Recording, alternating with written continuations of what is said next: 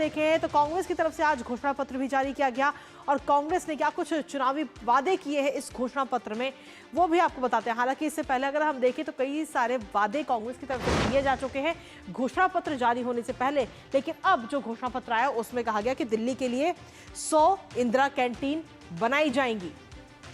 जिसमें लोगों को जाकर के अपना भोजन कर सकते हैं। इसके साथ ही एक और घोषणा पत्र में बात कही कि 24 घंटे डिस्पेंसरी की जो सुविधा है वो दिल्ली वालों को मिलेगी अगर कांग्रेस पार्टी सत्ता में आती है चुन करके। और इसके साथ ही अगर हम देखें तो और क्या कुछ वादे किए गए वो भी आपको दिखाएंगे, लेकिन इसके साथ ही हमारे साथ में हमारे सहयोगी देवेंद्र इस वक्त जुड़ गए, सीधा उनका भी करेंगे। देवेंद्र, कांग्रेस की तरफ से हालांकि घोषणा पत्र जारी होने से पहले भी कई सारे वादे किए गए पैसे देने को लेकर के और तमाम वादे किए गए और अब आज घोषणा पत्र भी सामने आ चुका है। फिलहाल आपसे जानना चाहेंगे कि इस घोषणा पत्र में क्या कुछ है, संक्षेप में बताइए।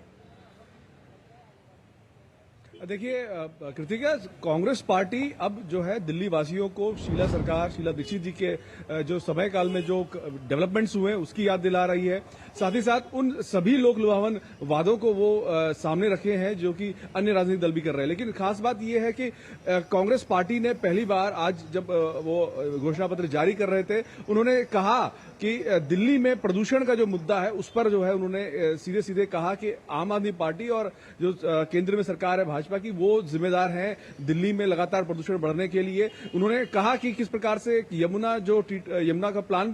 बनाया था शीला दीक्षित सरकार में 10 साल के दौरान उसमें एक भी काम नहीं हुआ। यमुना की सफाई को लेकर बहुत बड़ा अभियान शुरू किया था शीला सरकार ने, ऐसा कांग्रेस ने दावा किया। साथ ही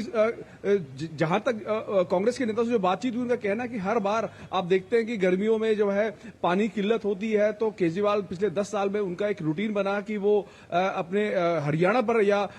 अन्य राज्यों पर जो है वो पानी की किल्लत का जो है ठीकरा फोड़ते हैं। उसी प्रकार जब सर्दियां आती हैं, स्मॉग की समस्या जब होती है तब भी वो केंद्र सरकार पर केजरीवाल जो है वो ठीकरा फोड़ते हैं। कहीं ना कहीं कांग्रेस भी इन सभी मामलों पर जो है वो आम आदमी पार्टी पर हमलावर है। और इस वक्त अगर हम कहें कि जब आखिरी दौर चल रहा है दिल्ली विधानसभा चुनाव में प्रचार का तो कांग्रेस जो है वो हावी है और आम आदमी पार्टी जो सत्ताधारी पार्टी है वो अलग थलग नजर आ रही है। कुल मिलाकर 300 यूनिट तक फ्री बिजली देना, इंदिरा कैंटीन के जरिए 5 रुपए की जो फुल पेट और पौष्टिक 100 जगहों पर जो है वो खोलना, साथ ही साथ स्ट्रीट वेंडर्स के लिए जो है 63 लाख स्ट्रीट वेंडर्स के यानी कि कुल मिलाकर अगर हम देखें देवेंद्र तो कई सारे वादे कांग्रेस ने इस वक्त दिल्ली की जनता से किए अपने इस घोषणा पत्र के जरिए। फिलहाल अब ये फैसला दिल्ली की जो